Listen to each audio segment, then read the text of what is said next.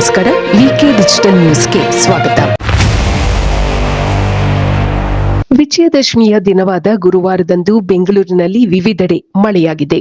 ಸಂಜೆಯ ಸಮಯದಲ್ಲಿ ಕೆಲವು ಹೊತ್ತು ಬಿರುಸಿನಿಂದ ಮಳೆ ಸುರಿದಿದೆ. ಹಬ್ಬದ ಸಂಭ್ರಮ ಮುಗಿಸಿ ಸಂಜೆಯ ಹೊತ್ತಿಗೆ ಹೊರಗೆ ಬಂದವರಿಗೆ ಮಳೆ ಅಡ್ಡಿಪಡಿಸಿದೆ. ಗರುಡ ಮಾಲ್ ಬಳಿ ಹೆಚ್ಚು ನೀರು ನಿಂತಿದ್ದರಿಂದ ಸೇಂಟ್ ಪ್ಯಾಟ್ರಿಕ್ ಚರ್ಚ್ ಕಡೆಗೆ ಹೋಗುವ ವಾಹನಗಳ ಸಂಚಾರಕ್ಕೆ ಅಡ್ಡಿ ಉಂಟಾಗಿತ್ತು.